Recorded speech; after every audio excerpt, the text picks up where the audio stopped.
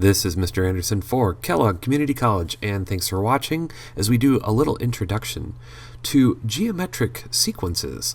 Now, again, we've learned earlier in videos that a sequence is a series, or a sequence, excuse me, is a list of ordered numbers. But in this case, a geometric sequence is one that's defined by a multiplication pattern. Now, what I want to do is give you an example and have you just kind of look and generalize with me on this. The example is going to be that if we're going to start off with a number like 4 and then go to 20 and then go to 100 and then go to 500, this is an example of a geometric sequence. We're starting off with our first term, which is a sub 1, and that starts at 4, and the difference between these is all a multiplication ratio. And we're going to give that the letter R. And that ratio is going to be what we're multiplying by to get from the first term to the second, second to third, and so on and so forth. And it always has to be the same for this geometric sequence equation I'm going to give you. And in this case, the R factor is going to be 5. Now, an easy way to find ratio is to take any two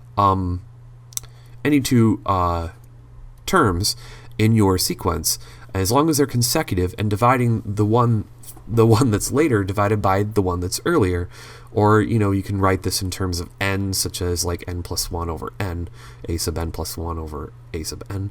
But this is a perfect example. You can go either 20 divided by 4, 100 divided by 20, 500 divided by 100. And so your answer to this ratio is going to be 5. The general equation for the nth term of a geometric sequence is the nth term of your sequence is going to be the first term multiplied by the ratio to the n minus 1 power. Since we're actually starting at the first term and not starting at the y-intercept, or 0 on the x-axis, we have to compensate a little bit for this shift.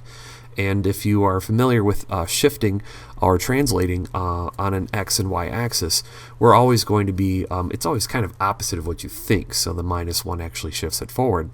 So what we would do for this first example here, we would have the nth a sub n. So to get to a sub n, we would just start with our 4 and then multiply that by our 5 raised to the n minus 1 power. And that would be our general formula. So what we're going to go do here is we're going to find the nth term of these geometric sequences. So instead of excuse me, instead of listing out 7 more numbers here, we are going to use our a sub 1. In this case, our a sub 1 is 1.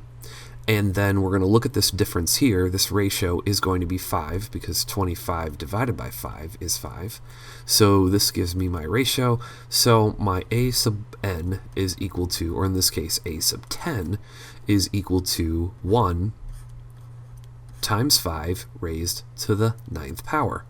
And if I type that into any technology, I will have 1,953,125. Here, the ratio is going to be a little bit tougher to find. So even though I know my a sub 1 quite right away, my a sub 1 being 36, to find my ratio, I'm going to go 24 divided by 36. 24 divided by 36 to easily find my ratio. That's going to simplify down to 2/3, or 0.6 repeating. So to get to my 12th term in this sequence, the 12th term will be 36 times 2/3, 2 divided by 3, all raised to the 11th power. And if I do so, I get a decimal that's approximately 42 hundredths. You can also do this, in fraction form, but I prefer the simplicity of decimals sometimes, and you can then convert this into 42 hundredths if you want to, and then simplify it down to 21/50ths. Let's go and do 3 more of these here, and this will wrap up the video. This rather short video of finding the nth term of any geometric sequence. So this is going to be to the 8th term. So the 8th term in this geometric sequence is going to start with 3. If we go 12 divided by 3, this gives me my ratio of 4, and 4 raised to the 7th power. And this gives me 49,152. Now here, my ratio is actually going to be a negative number. So everything so far up to the first part is pretty straightforward. There's my 6th I'm going to find the sixth term by starting with my a sub 1, which is negative 4, and in this case, my ratio is 12 divided by negative 4. So my ratio in this case is negative 3. If I do any of these divisions, like negative 36 divided by 12, that would also give me a negative 3, which means that my numbers are, kind of jumping over the number line back and forth and back and forth, starting with negative 4, positive 12, negative 36, and so on and so forth, and get further and further away with each successive jump. That means that these numbers oscillate from positive to negative. So be very careful when typing this in that you have negative 4 outside of the parentheses and negative 3 inside of the parentheses. You cannot swipe these negatives because two negatives, although two negatives make a positive, according to order of operations, the exponent needs to be applied first. So this would be negative 3 to the 5th power, then multiplied by negative 4, and your answer becomes 972. If this was the 6th power, then this would be a negative number, and back and forth it goes. So for our final problem today, we're going to look at the 8th term, so a sub 8, and this is equal to negative 1 raised to the 1/3, and then this is to the 7th power. Now, what's interesting about this, and by the way, the negative 1/3 is pretty easy to find, just negative 1/3 divided by negative 1. What's pretty interesting about this is this problem gives me on my calculator this 4.6, and then there's a bunch of decimals, and then an e and a negative 4. Now, if you wanted to convert this easily into a fraction, you can just hit the math button and then convert to fraction, but I'd like to talk about this right now from a scientific number point of view. This is 4.6 times 10 to the negative 4th power, which means that this number is so small we have to move the decimal 4 spaces to the left.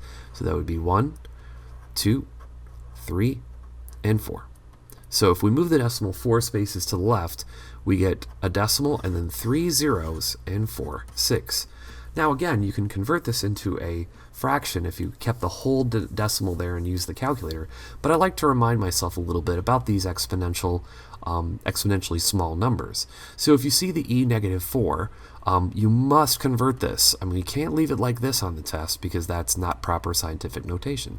Just put times 10 to the negative 4, and that will tell you which way to move the decimal.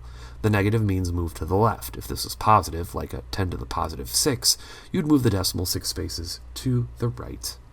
So I hope you've learned a little bit about this introduction quickly to geometric sequences, and I will have more videos to talk about geometric series and also finite and infinite versions of those series. So thank you very much for watching.